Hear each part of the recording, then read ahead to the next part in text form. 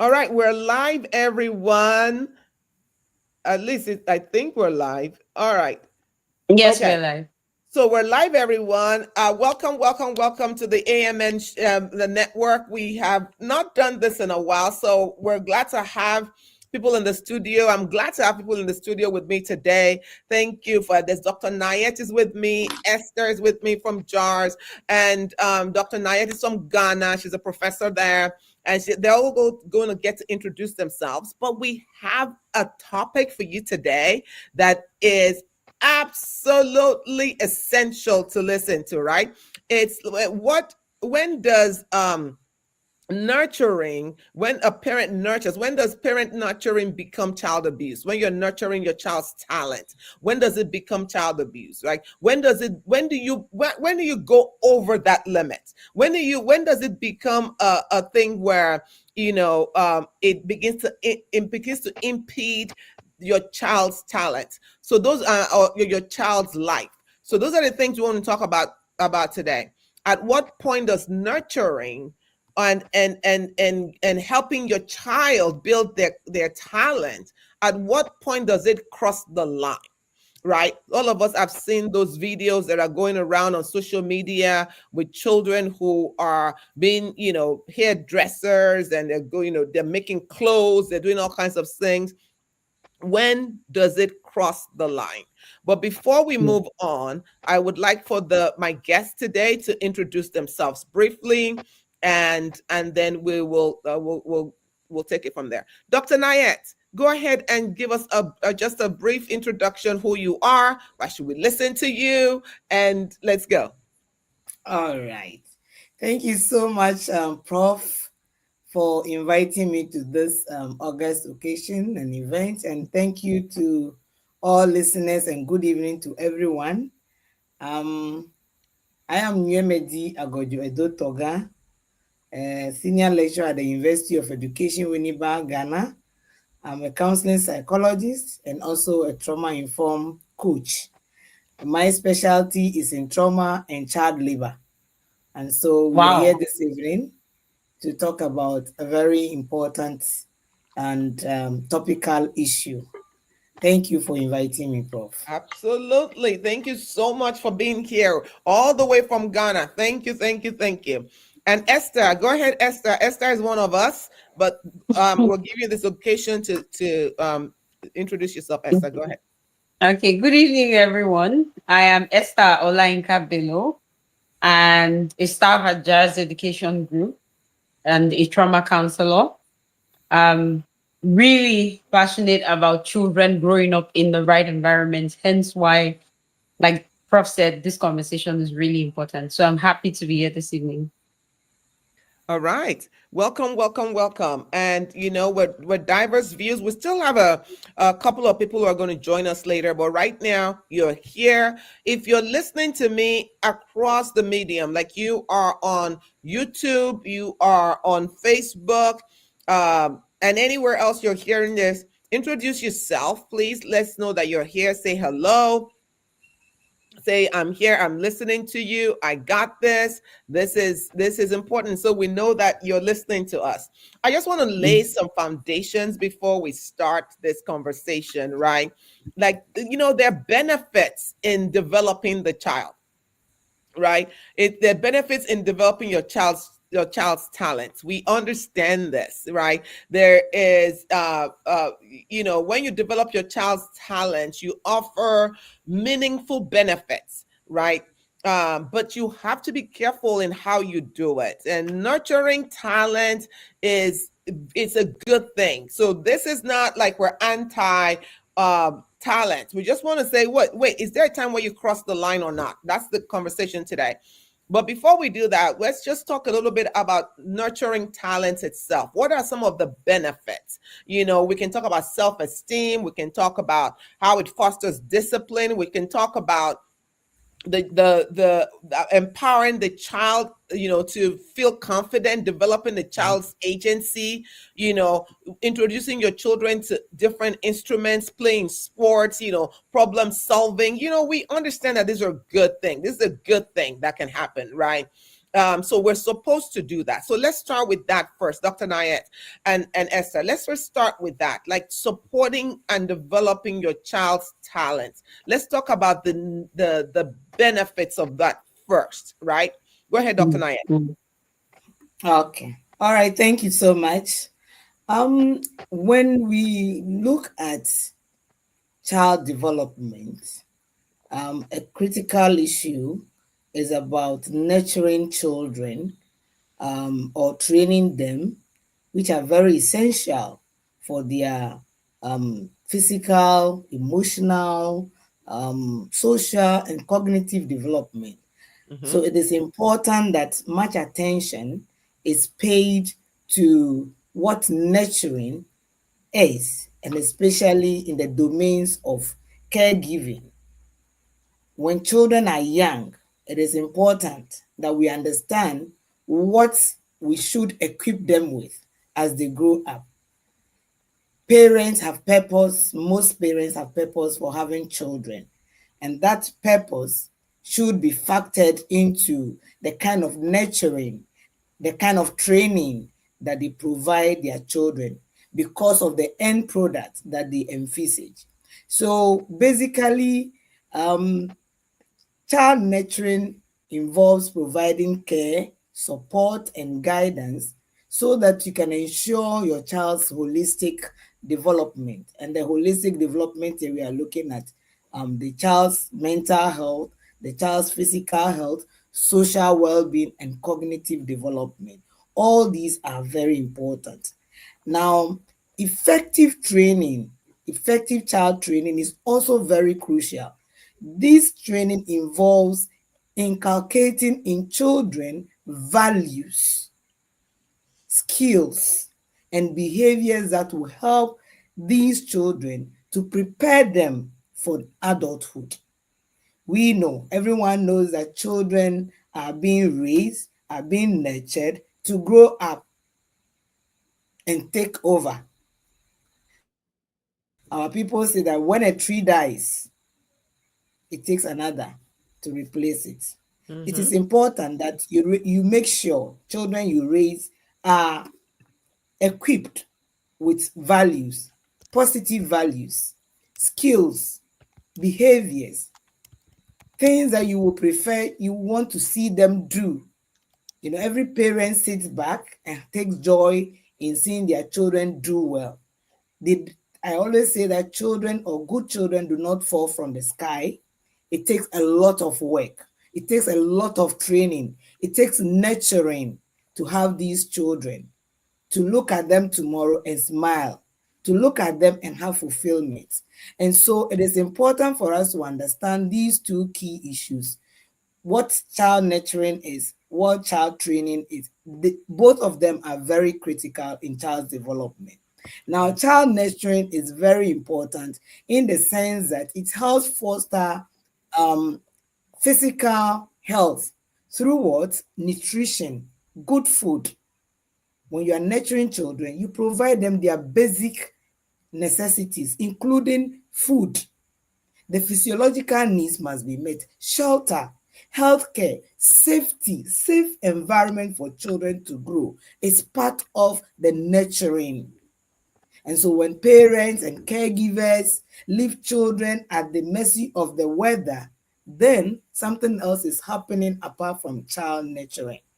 Mm. Child nurturing also supports the emotional well-being by providing these children with love, showing them much love, positive relationship, how you relate with your child.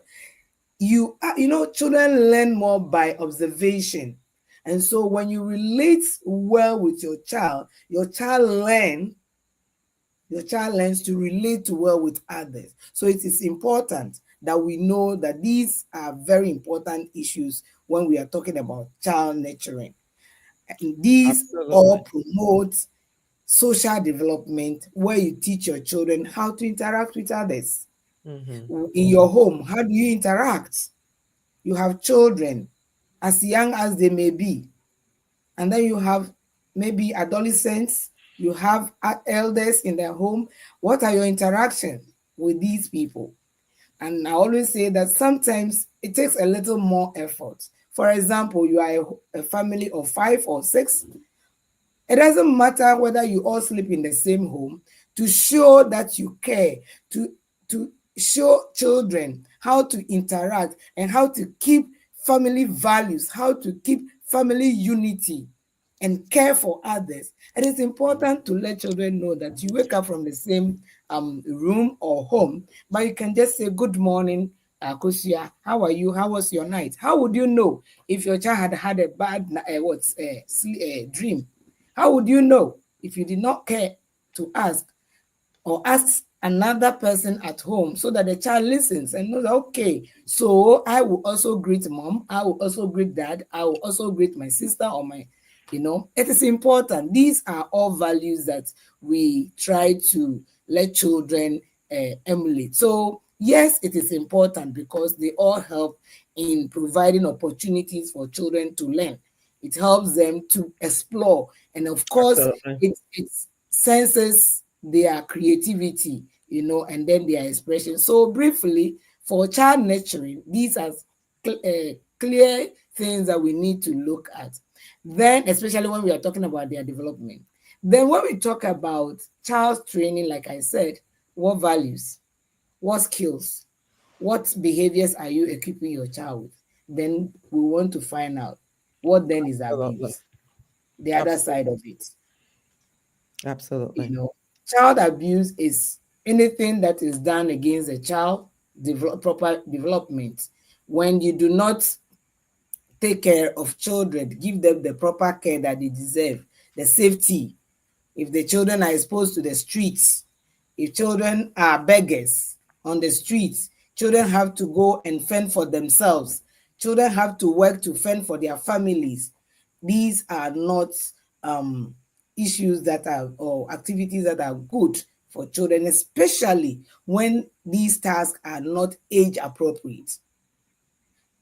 When these tasks Yeah. are not appropriate, then you are veering off to something. So basically, because I think for now we want to look at the distinctions among these concepts. Yeah. Absolutely. Thank you so much. Yes, yes, yes. You have been able to delineate between, the nurturing, the training, the abuse, and thank you for defining your terms properly. I think we're clear.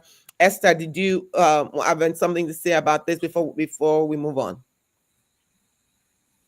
I think she has said most of it, but I just wanted to highlight the part where, well, I think it's also important that as we nurture children from their earliest stage, we're identifying their strengths as well and building on it, and then also helping them in their weaknesses, because that is also part of what, like she said, builds their resilience as they grow older in their journey of life, basically. So I just thought to add that part as well, even though she has mentioned it a bit.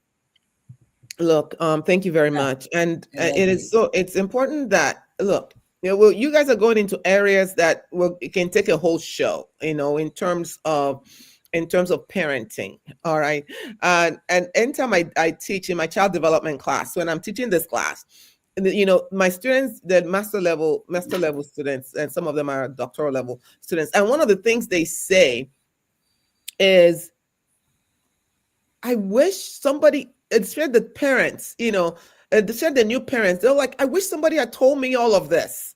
It's almost like nobody gives you like a manual and how to go through this parenting and stuff.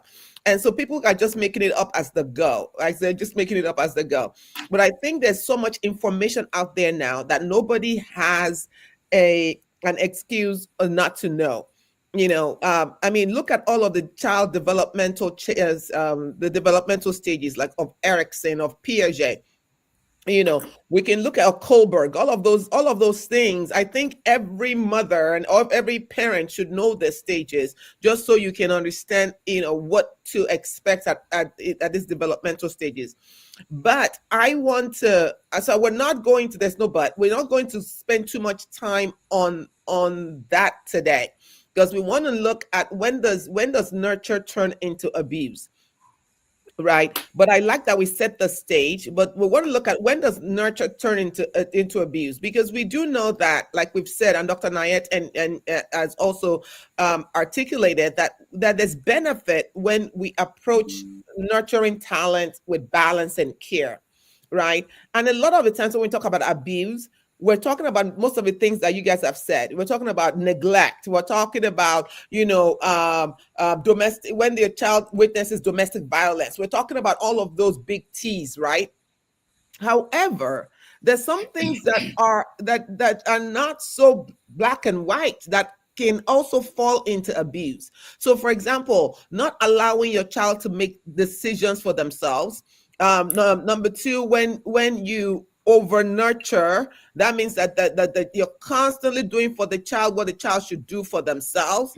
You are paying a lot of attention on one area of the child's life in opposition to the other. So, for example, oh, you're so concerned about their weight. Oh my God, don't get fat, eat this and did that and all of those things, or you're too skinny, you're too this. When you focus on all of those, there's some things that we don't see so much as abuse, but it can cross the line when you're developing talents to the point where the child is now so strained, right? First of all, let me just say it again. Nurturing talent is good when it builds self-esteem. It can do all of those things.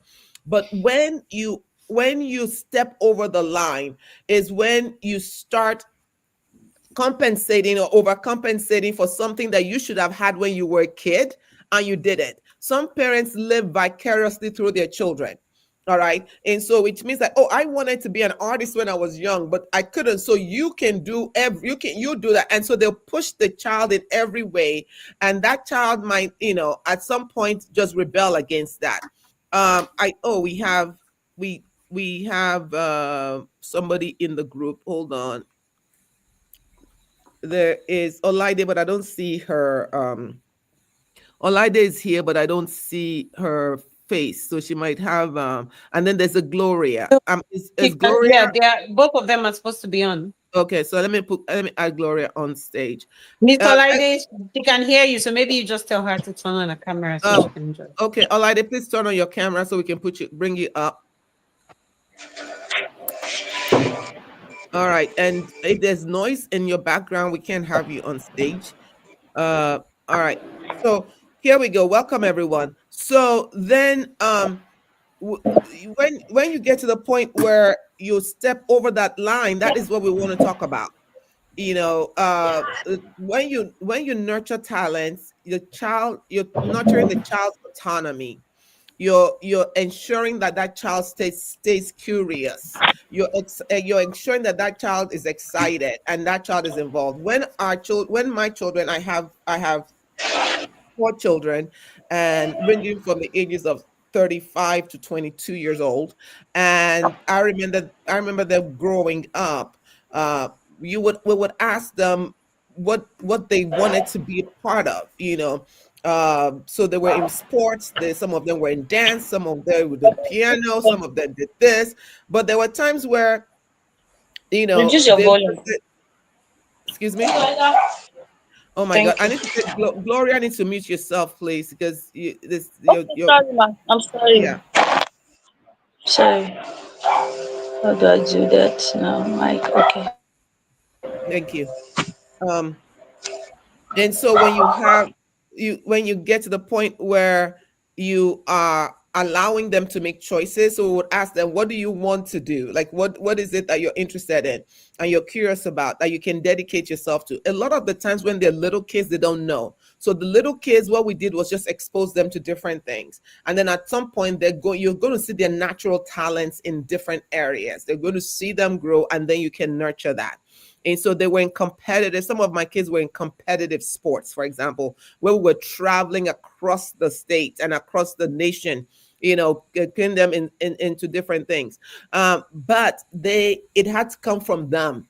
This is where you want to go. Also putting balance into their life. So I want us to talk about that. And the way I'm going to organize this is let's start with emotional and psychological implications. So I'm going to start with Dr. Nayet. We're going to just very briefly talk about emotional and psychological implications of excessively pressuring your child, because we know that they can develop anxiety, depression, etc. So talk a little bit from your expertise. Talk a little bit about emotional and psychological implications. Right.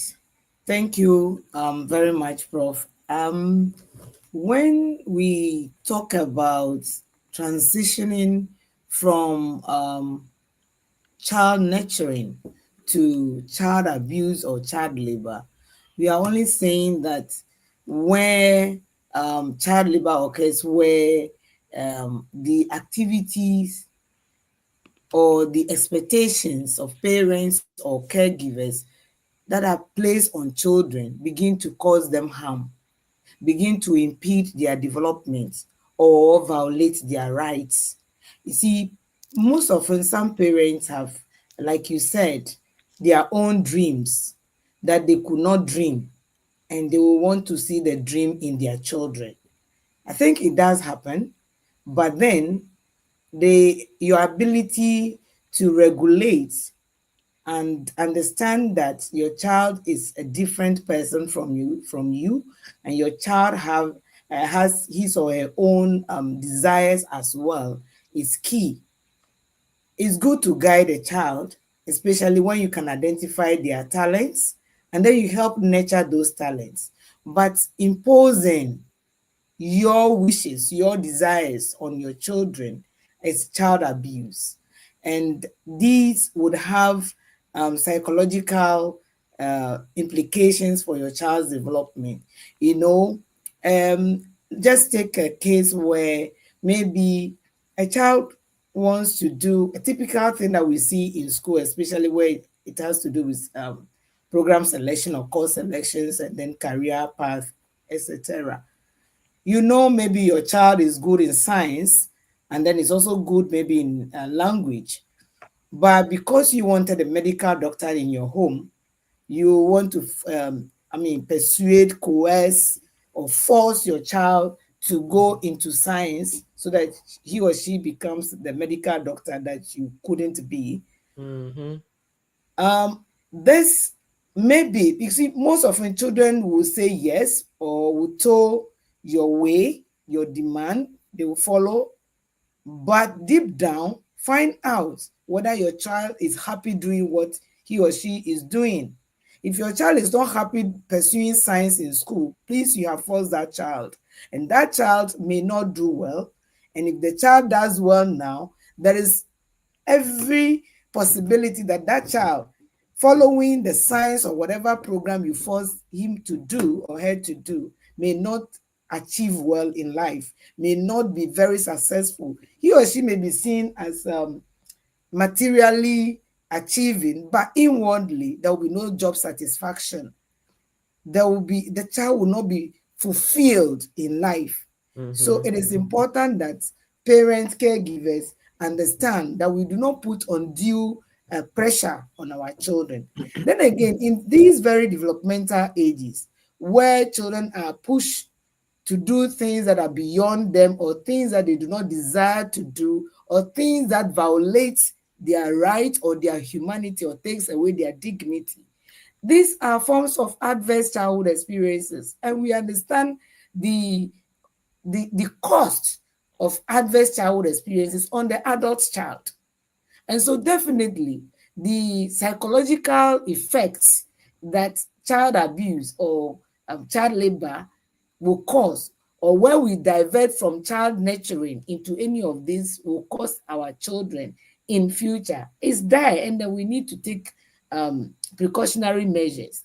You can talk to your child. I operate a very democratic home where, from my kids were very young, we were holding discussions at table. I remember when the first one was to go to secondary school, the last one, there's about 5 years difference between the first and the last one, and the middle one is there. But we all sat at table as a family to discuss when she was choosing her subject at the end of GHS, that she was going to secondary school to do this. So we had to sit at table to discuss. Tell us why you want to choose this path. What are your intentions? What do you want to become? And I remember very well, the younger sister also had her own say to what the big sister was, trying to do. That tells you that children will have a say in what they do. And it is for no reason, no fun, that they will end up doing very well, because then you have taught them to be responsible. Every right goes with responsibility. So it is not even something to debate that children should have right. Let them have the right. But one thing I also understand is that right goes with responsibility.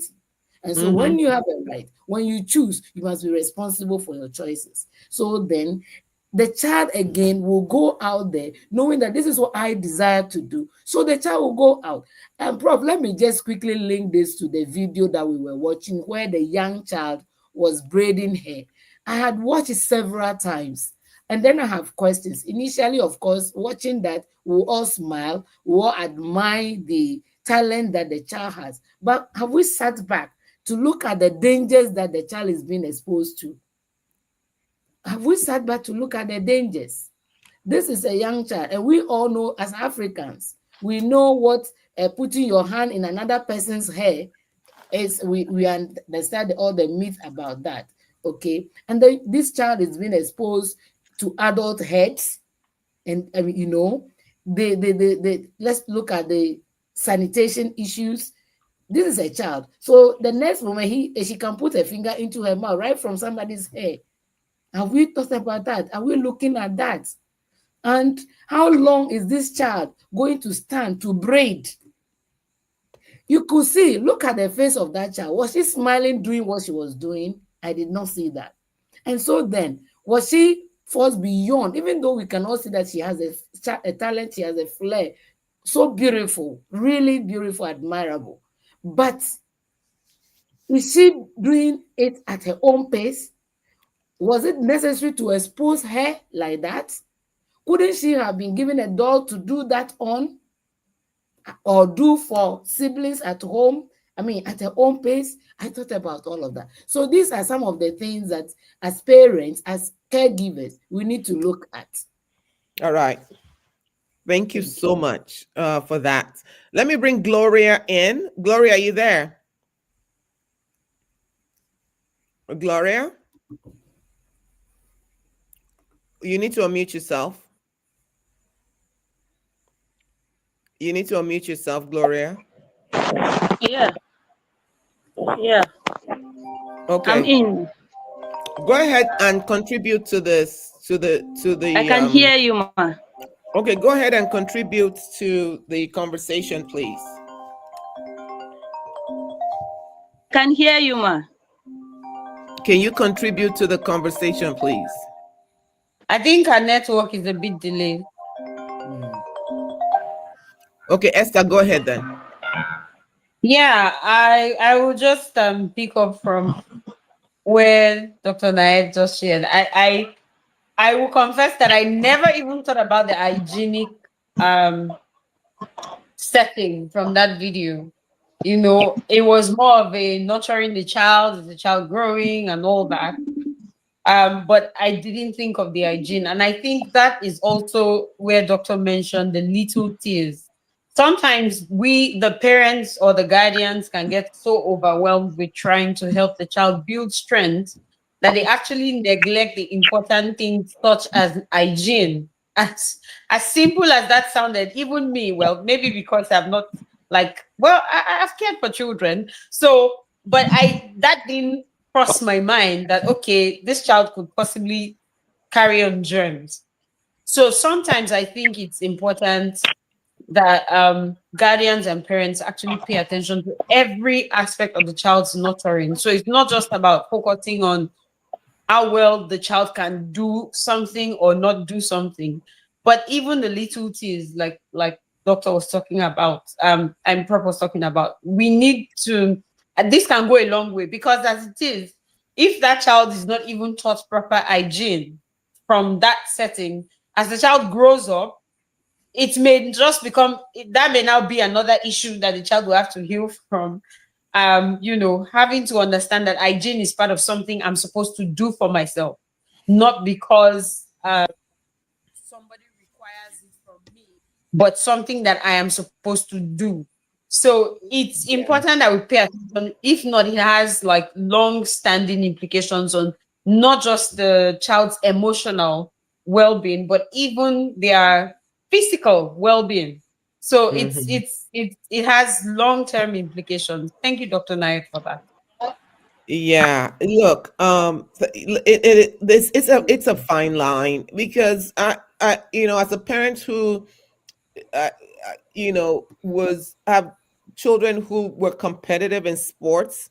Why is my It's network a really fine line misbehaving? because they had to train. When my daughter was in dance, for example, and the one in gymnastics, and the one in soccer, and the one in baseball, they had to train more than other people. So they were doing homework. They were doing their homework sometimes at the gym or in the car, or when we're driving from one place to the other.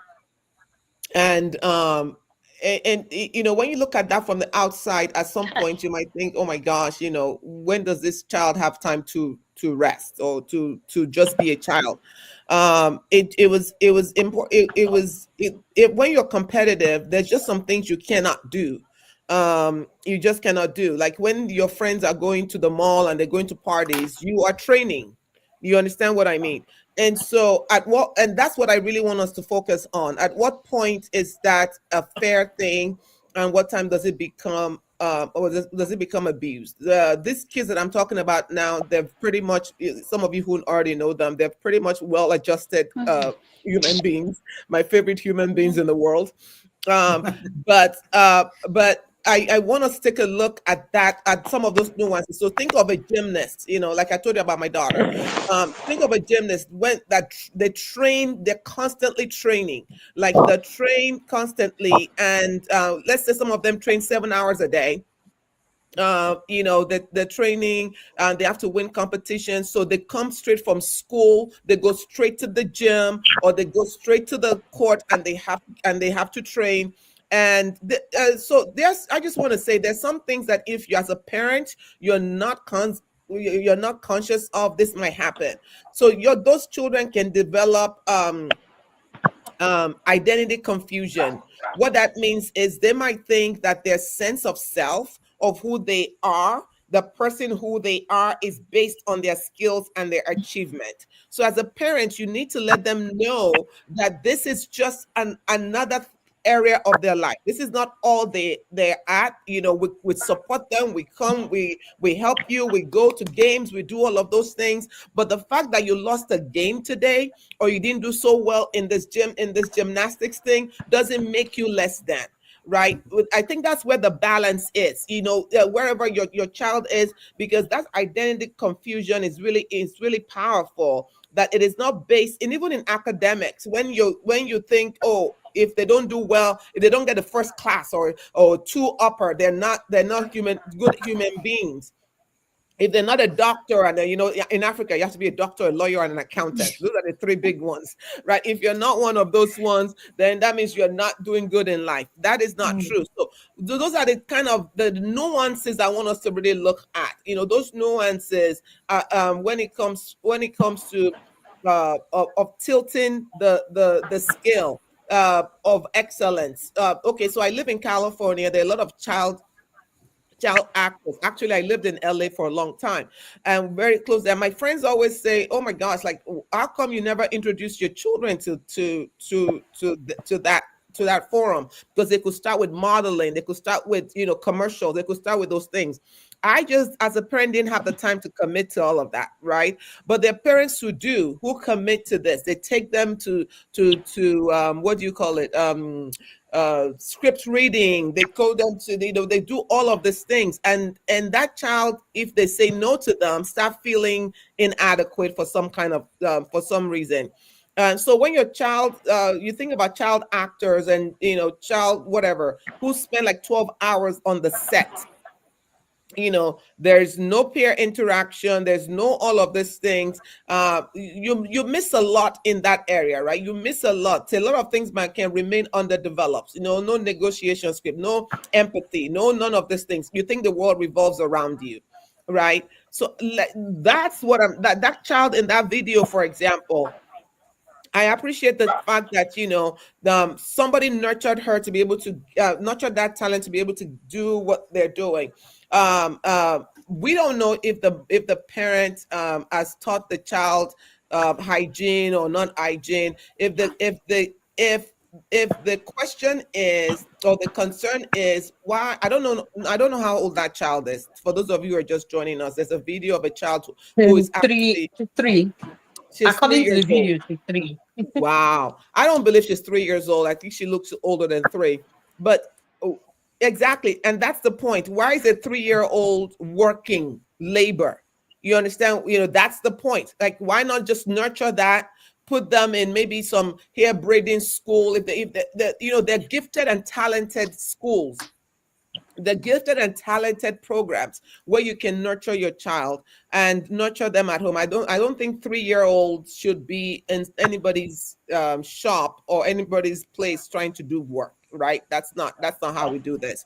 So look at those implications I'm talking about. The next one I want us to talk about, I know we don't have much time, are family implications, family dynamics. When the child's talent becomes the center of the family's identity, what changes? What are we going to look at there?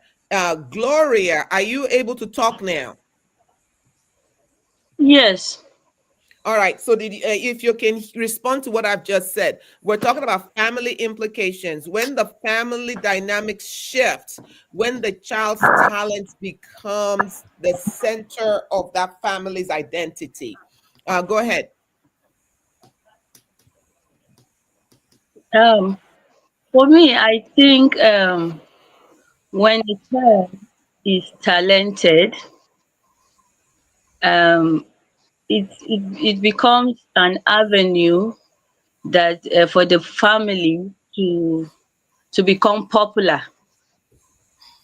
For instance, I will use my daughter as an example.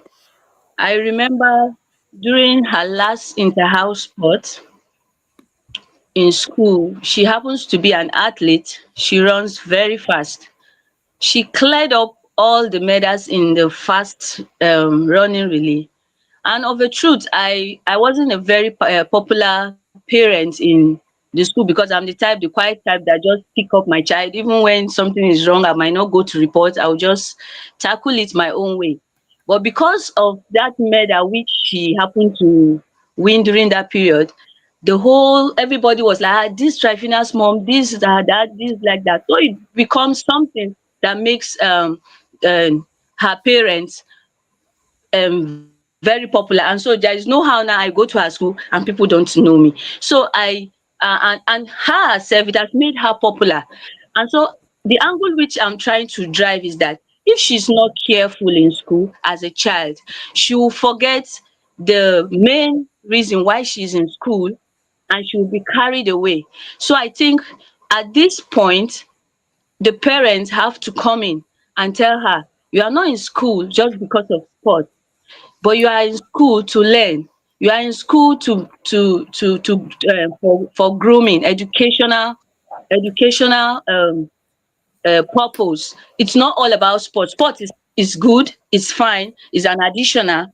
I did sports too while I was growing up. And so I think that is the aspect in which family has to come in to teach the child, groom her, and then as I speak to you now, she has gone for a competition in Abuja. But I have been checking on them. I keep calling.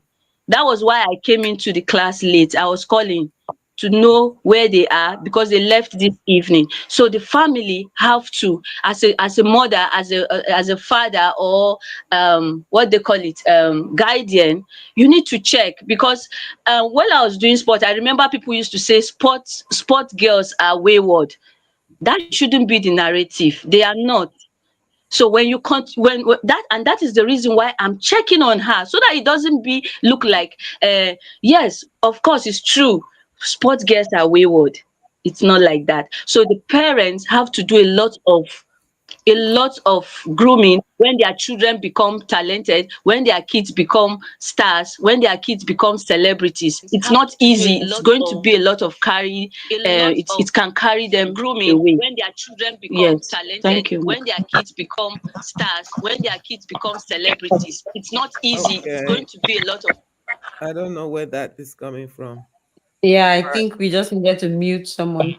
Okay. All right. Thank you There so are much some for that. interesting comments on YouTube that you might want to highlight, man. Uh, you go ahead and highlight it, Esther. Oh, I can't do it from my end because I Okay, don't excellent. have So how do you access. know they're interested if you can highlight it? All right. So I'm watching it I'm on another seeing. device. Okay, so I'm Esther, you seeing gave yourself out. exactly. My dad insisted that I should do medicine. Yeah, I've seen all of this, and yeah, we've talked about this. Thank you so much for keep the conversation coming. I understand it. Look, I liked what Gloria said in terms of how it impacts the family. Yes, in fact, some family will see it as their ticket out of poverty when the child has some really uh impressive talent, and a Prof, lot can of I the add a time. little more to that? Yes, I'm going to call Especially on you in a minute. uh talented children, gifted children, changing their family dynamics.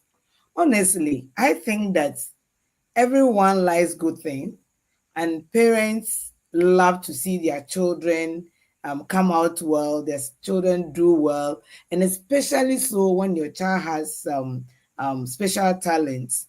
It is normal, it's just natural for parents to feel good, appreciative, and take all the praises that come with such talents. However, I think that we should, as parents or caregivers, be mindful. You see, I believe that children need protection until they are old on their own. It is a responsibility of caregivers to keep protecting their children. You need to make room for the child to explore all that there is, especially to where the talent is concerned. For instance, what Prof just said, all the three um, boys have their special talents, and I'm sure you made provision for everyone to fully develop those talents. That is very good. But to what extent do we sort of put our children out there because of the talent that they have when it is not yet time? It is good we all take delight, we take glory in what our kids do, but we need to protect our children as well. We need to know that children are the pivot of every family, and they are still children, so they need guidance. The guidance here, where your child is doing well, is to continue to teach them some values. Humility comes in, empathy comes in. There are some children who are so talented, or some people who are so talented, so gifted, but they have no humanity in them. Growing up, were they imbibed with such values? Respect comes with it. Giving dignity to others, finding worth in others. Yes, you are good in this. It doesn't mean that others don't have anything good in them. Do they just trample upon other children, upon other people because they have been hailed for having A, B, C? We need, as parents, we need, as caregivers, to begin to teach our children, especially when you can identify that my child is a special child with so much special endowment. Then you must, it's in fact, it's a necessity for you to make a U-turn and make sure that you add other values. You train the child in other values in other areas. In the end, what are we looking for? A complete human being, a holistic development of that child. So it is important that when a child in a family shows or has some talent, yes, of course, like the last speaker just spoke, it changes the family's, name. You are now known, you are now in the public domain. If your child is a celebrity, yes, people will know you. It is good. But then, what are you doing about it? But I'm happy you said that you keep calling, you keep checking, and I want to believe that these calls and checks are all to continue to guide, are all to continue to train, are all Absolutely. to continue to imbibe and equip this child so that at the end of the day, this child will become a more or a better person, not only very good in one aspect and then lacking in other areas. So it is Mhm. important that we talk about some Thank of these you. things. But then again, you see, We only have parents, a few minutes, Dr. Nayet. Well, you have 1 minute. yes, one more minute. Yeah, Parents' socioeconomic status will also make them to put their children out there. Some parents, absolutely. socioeconomic status, Hmm. cultural issues can also make some parents to put their children with talents out there. Basically, socioeconomic issues, so that the child becomes another additional hand to bring in some income. Remember, this Hmm. is where the child abuse, the child labor comes in, because they Absolutely. have to go out there. They are breadwinners for not only themselves, but for the family income. So Yeah, they contribute to the family livelihood. It is some of these things are also the reason why parents seem to be exposing their children. But I think it's also lack of awareness that the more you expose your child, the more harmful and other things that you might not even thought of that will happen to your child. So as much as possible, let us protect them. Safety is very key in child development. And so for absolutely. me, these are some of the key things that I want us to look at when we are Thank you. having I some. think we're looking at them because you talked about them. Well done. Thank you. Thank you. I want Moni. Moni is there. I want her to add to the conversation before we go, and I want to respond to Bolu Atife on YouTube. But Moni, are you there? Yes, ma'am. Okay, go ahead and add to the conversation, please, because we're going to be finishing in about 5 minutes. Okay, thank you, ma'am. So, what I would just like to say is that, for especially for that child in the video, apart from the fact that she's been exposed to hygiene issues and chemicals, if she's just enjoying, let's say like Dr. Naid said, if she's just given like a mannequin, a little doll to practice what she enjoys doing, then that is okay. And as long as mom does not get carried away with, oh, now you can do this, come join me and let's do this business together. Because then mom can get carried away to the point where the child will now lose her childhood. She'll never be able to play with her mates, and social isolation will come in, and that becomes another kettle of fish entirely. It becomes abuse rather than nurturing that child. But if she's given like a little doll where she's practicing on her own, and when she's tired she's free to go and play, that is very good. That's like nurturing. That's what I like to say. Thank you so much for that. Absolutely. Bolu Atife says, at what point do we consider it exploitation of the child and and uh and then turn the child into a breadwinner? I have a client that's struggling with this at this point.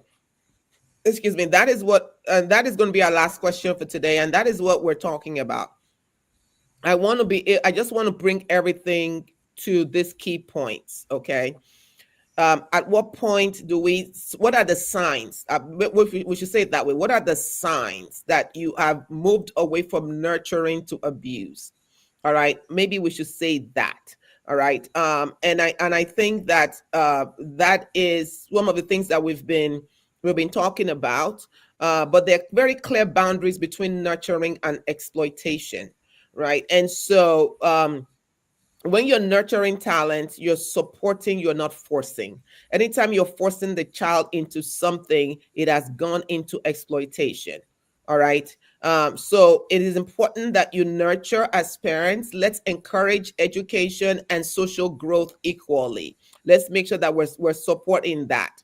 Allow time off. If your child says they don't want to do it at this point, don't force it. It is a talent. All right. Listening when the child wants to pivot and when the child wants to quit. I had one of my daughters. All right, we put her into dance, and she's the one who does softball. She played softball even in college. You guys call it uni, that's fine. But I remember she was like 5 or 6 years old, and she got up on stage and did the routine in front of an audience of all of these parents, a big room. And then she finished and she said, I'm not doing this anymore. Like she literally said that in front of everybody. She's like, I'm not doing this anymore. And we just, what are we gonna do? We just hugged her, we loved her now, and we said, you don't have to do it. Just because your sister did it doesn't mean you have to do it. So don't force your child into what they don't want to do. If they want to quit, let them quit. All right. Protect their mental health, protect their physical health, like Dr. Nayet was talking about. It's important. When you know you've gone into exploitation or you've gone into child labor, if you're prioritizing profit, if you're thinking of the money that child is going to make you, if you're thinking of the status that child is going to bring you, if their money has now become the household money. All right. If the goal is about you, you're yelling at the child, you're ignoring their need for rest, you're ignoring their need for socialization, their need for emotional support. It's always about the talent. Go do this, sports, acting, soccer, this, whatever it is, piano, whatever it is. When you're forcing them to practice constantly, irrespective of the distress or the harm that you're causing them. So once that is happening, you know that you are already in child labor, you're already in exploitation. This is no longer nurture. So when you look at those type of signs, that we've talked about, there's a lot more, but I think those will suffice, right? Remember, when you're talking about talent developing, that is supposed to expand your child's future. It's supposed to expand them, give them a bigger place a bigger space in which they can flourish. But if you shrink it, if it's shrinking them in any way, it's shrinking them socially, shrinking them developmentally, shrinking them in any way, then it's also gone into child labor. The goal, hold on, please. The goal is to offer tools for a better life, and not to bind your child to one single identity in whatever that is. Are they good? Are they footballer? Are they this? Are they that? One single identity. And that's what we see in all of these spaces. So for your answer, Boluwatifa, I think that kind of sums it up and responds to your question. Esther, what were you going to say? Yeah, I just wanted to also just briefly say that it's also important for parents and guardians to understand that a child liked football when the child was 3 does not mean at 7, which is like just 3 years interval, they will still like the same thing. Absolutely. So we need to allow them to grow and change and love them at whatever stage, whether they've gone from football to nursing to doctor, whatever it is. Yeah. Nurture them where they are at. And because they are growing, they are curious and they are learning new things. And that can make them change their mind about what they're interested in. So nurturing is being with them at every stage as their interest changes. So I just wanted to add that as well. Yeah. All right. Buluwasese, thank you. And the opposite is also true, guys, ladies. I say, I only have ladies with me today. The opposite is also true. That also is child neglect. Dr. Nayet, the opposite of nurturing, sometimes when your parents don't nurture your talents, when they don't even recognize it, that's also child neglect. Yes, you are very right, Prof. Because not attending to the child's abilities effectively is also child abuse. So Absolutely. you are very Hearing right things on. like, if you're an artist in Africa, it doesn't pay. Find something else to do. You know, Exactly. to say things like that. If you like soccer, oh my God, I remember my dad would be like, "Oh, don't go and play with riffraffs. With riffraff." My brother, I would be telling my brother that. Like, what? No, we're not going to Yeah, do that. Nurture your child. Ignoring your child's talent is doing them a disservice too. So we're talking exactly. about overcompensating, but underutilizing that is also something that we need to look at. You should recognize your child's talents. There's a scripture that says that you should train up the child in the way that it should go. Huh. And then another, just take that statement for a minute, and then another one says that children are like arrow in the hands. And what do you do with an arrow? You need to point that arrow to a target, right? That's what we're talking about. You need to know what your children's talents and gifts are, and then nurture it so that you can point them into that way. If you have a child who is good in art, then point them into that way. If you have a child who is good in this, you should be able to point them into that way, not because of what you wanted to do or what you couldn't do, but into that way. And so, thank you, everyone. I'm going to go around. You can say your last words. Make it very short. Your last word, and then we'll wrap this up. Let's go start with Dr. Nayet. Thank you very much, Prof. I want to say that it is important we nurture our children in very positive ways. However, we should also remember, especially so when we are Africans, that there is a thin line between child nurturing, child training versus child labor or child abuse. And so we should, as parents, be mindful. How much aware are we ourselves about the tipping offs from child nurturing to child abuse? We were all, most of us experienced when our parents yelled at us, just in a way of correcting us. Is that the right way? That is not nurturing. That is not training. That is child abuse. That is emotional abuse. Because most of the words spoken are still kept to adulthood by many people.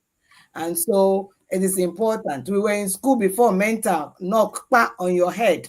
That is not training. We were abused, even in the classrooms. And so I think there is more for us to learn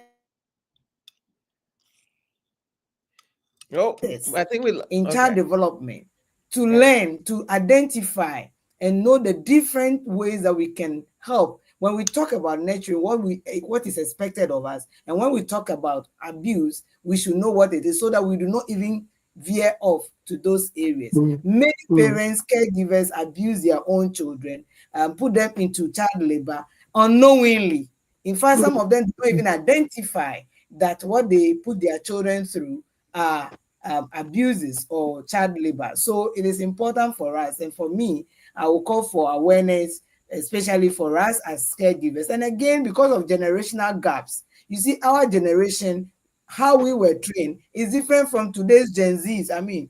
Today's children. And I believe that the way my parents raised me up, I thank God I know that that's not the way I should train my children. It's a kind of blend. I'm not going to depart completely from what or how I was raised, because there are still very useful things in the way I was raised. But then I also know that there are shortcomings over there. And so how much aware am I to depart from that and then make sure that I use what is good and blend it with what is right today? Remember, Prof taught us that trauma lasts over so many generations. Some of us pick and kept, and then we are transferring onto our children. We were raised to go walk 7 miles at dawn to the farm and come back before you eat and go to school. That was no training. That was child labor. That was child abuse.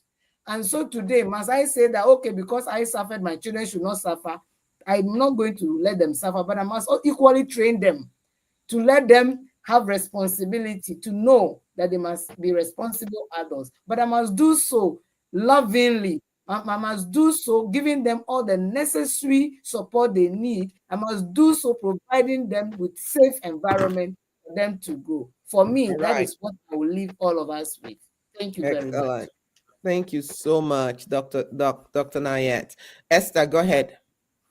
Yeah, sorry, I just wanted what am I saying? Sorry. Okay. My apologies.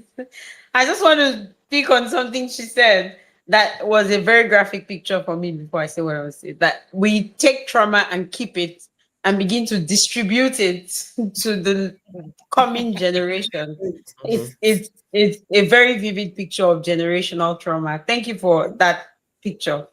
And for me, what I would say as my final words is children are like gift packages.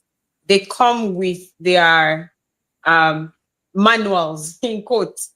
So we as guardians and parents are supposed to help unpack that package rather than thinking, oh, let me fully impact. Yes, there's a part of training, like Dr. Nayeta said, but there's also the part of unpacking who these people are and helping them grow in that area. Thank you. Thank you, Esther. Is Moni there? Yes, ma'am. Last I'm words. here. Okay, what I like to say is that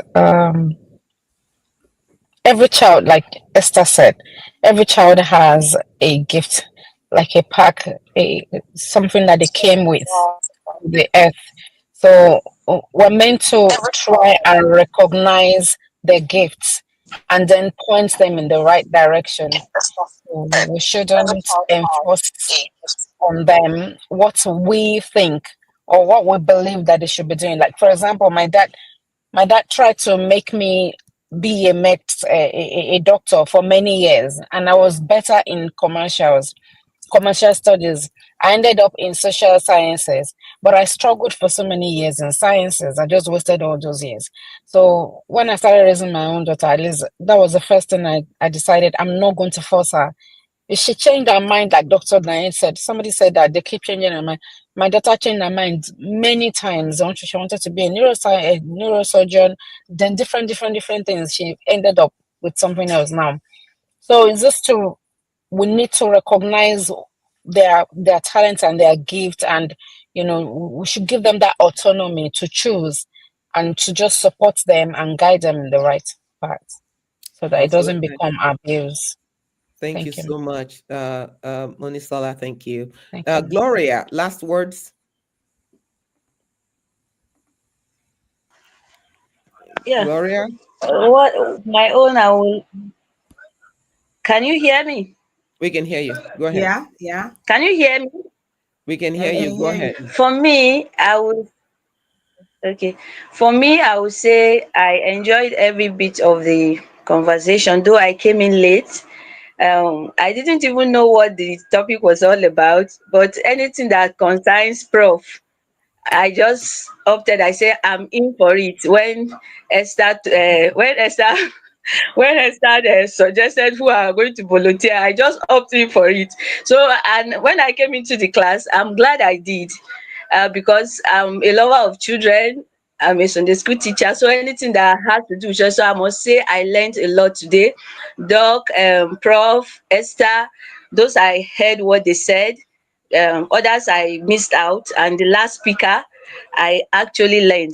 And then what I want to just say, my final words is that children, they always want you to know that you are there for them, as parents, as guardians, or whatever. When a child believes you are always there for him or her, he tends to open up more. He will open up and tell you anything he cannot tell any other person in the whole wide world. So, and if a child open up to you, in fact, that's the end. You are able to guide him properly, because when they hide what is in their minds, you can't even guide them. You can't even lead them right. So, I believe we should be kind to them. We should show them more of kindness. We should reduce more of this harsh voice. I think during the my last class with Prof, I learned to be a better mom. I don't shout again like before, like I used to do. When they do that, I just shout. No, now I just call them, come. Safina, come, we have a talk. And she will say, mommy's daughter talk. I'll say yes. And so I think that is what I want to chip in. try to make them come to you. They should be very close to you. They should be comfortable around you, and then they'll open up to you and you get the best of them. Thank you. Thank you so much. Thank you so much, Glory. Thank you for everyone for coming to the show today. I just want to wrap this up by saying that we've spent time today looking at the lines that are blurred between nurturing and child labor or expectations or exploitations. When the child shows interest and the child enjoys the activity, that goes under nurturing. There should be a balance between practice, school, and play. So practice, school, and play. There has to be a balance. You shouldn't be out of balance in any of those ways. That's nurturing. When there's a practice, when there's a balance, there's nurturing. When the talent work dominates the time, all right, when it dominates the time, when it pushes out school, it pushes out friendships, it pushes out family, then that you've gone into exploitation and child labor. When you have a child that chooses themselves to continue or to stop or to choose another one, that is nurturing.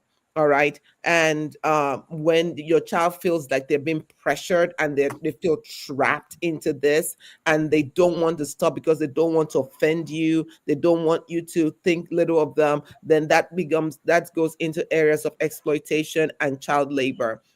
When your child is constantly drained, emotionally drained, psychologically drained, that is child labor. When you, on the other end, you nurture them emotionally, you prioritize their emotions, you are doing all of the components of wellness with your child, then that is nurturing. Nurturing should also focus on the growth of the child, the joy of the child, the health of the child, the rest of the child. That child is able to rest. That child is able to nourish. That is nurturing. When the goal is on money, when the goal is on being famous, when the goal is on any type of adult Exploitation. ambitions, then that is child labor. When you're risking the health of your child, all right, that is child labor. You understand what I'm saying? So when the family provides encouragement, when the family provides the guidance for that child, that is nurturing. But when the family becomes the manager, you now becomes your child's agent, you now becomes your child financial dependent, that has gone into the areas of child labor and exploitation. In the United States, we do have laws around that. I don't know about in different countries in Africa, what there any laws, if any. I'm sure there's child labor laws. I'll give you a chance, maybe we can come back and talk about that another time. But Sure. making sure that you That would be educate very the interesting. child, Yeah. making sure that their education is not neglected, making sure that the child has their own privacy and they have their own time off. But when the child is constantly being exposed and monetized, you go into parentification. We don't want to parentify our child. We do not want to parentify them. We do not want to commercialize the child, because that is abuse. That is neglect, and that is not something that we encourage at JARS. Somebody put something on the says, thank you for all the insights shared. Oh, my 13-year-old son is interested in football. I am very deliberate in this conversation to guide him. I'm so glad you were able to be a help for you. So thank you all. I'm so grateful that you came and spent an hour and change with me. I will see you next time. Stay on until we end the sessions. Hold on.